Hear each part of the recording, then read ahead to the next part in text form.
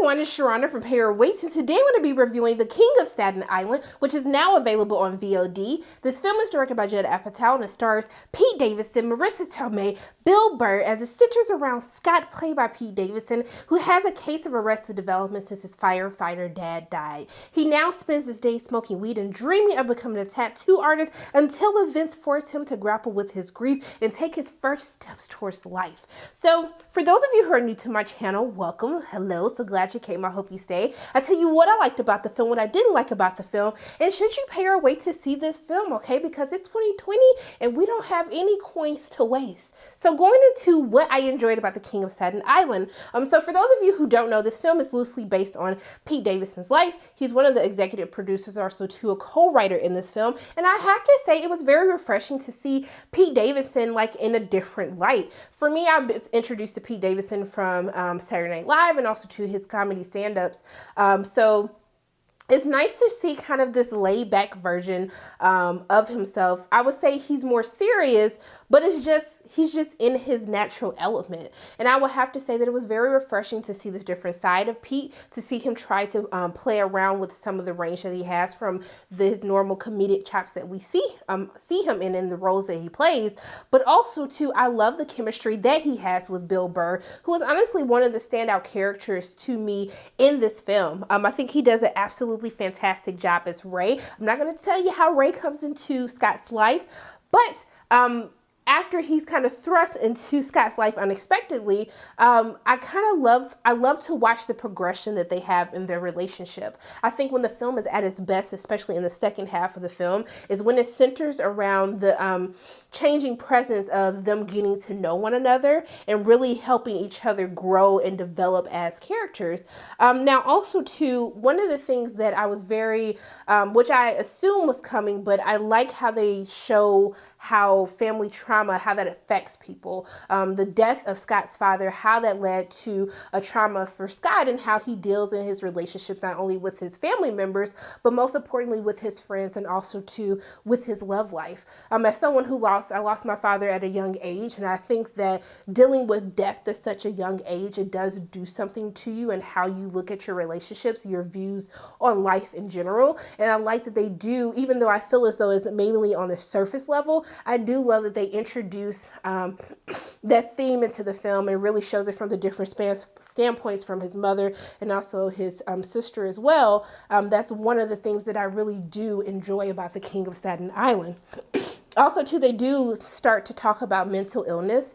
I like that Scott is a very self-aware character. He knows the issues that he is dealing with, why he is dealing with them.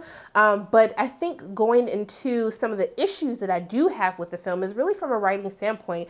So there's writers, there's Judd Apatow, who's a writer, Pete Davidson and Dave Cyrus, who are all writers on the film. And I feel as though you can tell that there are multiple writers just because the film feels like two different stories into one. It's still centered around the character of Scott, but I would say for the first half of the film, I thought this was going to be necessarily a deep dive into how Scott deals with his mental illness, him being forced to deal with his grief and how it affects him and his relationships.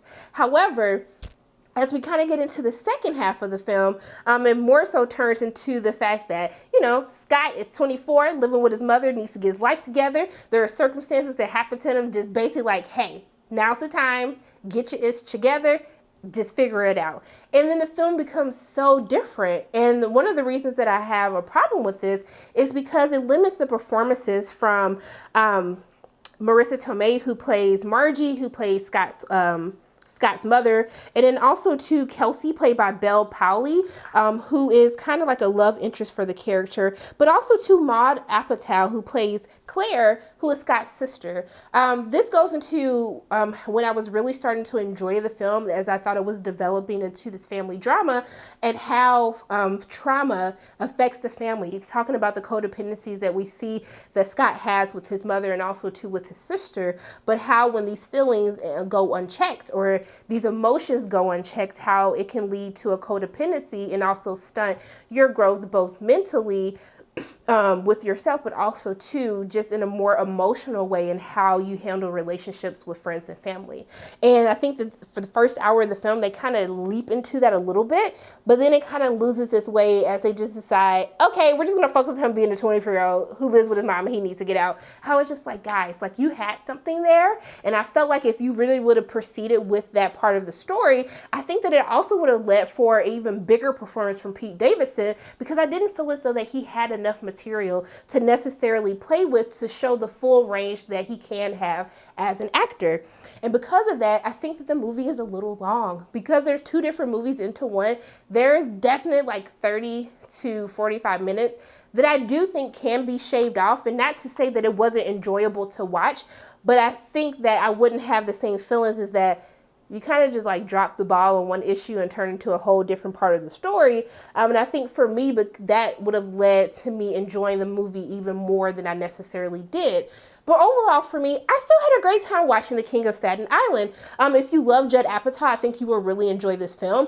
If you love Pete Davidson, you would definitely enjoy it. But if you want to see Pete Davidson do something a little bit different and see him do something new, I think that there is something that everyone could take out of this film. But for me, what I would tell you to do with you and your coins, I would tell you to pay to see this. Even after watching it, it's 2 hours and 15 minutes. I was just like, you know what? This is a lot better than what I thought it was going to be. It was cool. I was like, I wasn't even mad that I spent 2 hours of my life watching this film. So those are my thoughts on The King of Staten Island. As always, my name is Sharana from Pay or Wait. If you like what you saw today, make sure you hit the like button, hit subscribe, share this video with your friends, and make sure you hit that notification bell. And I love you guys 3000. I'll see you soon.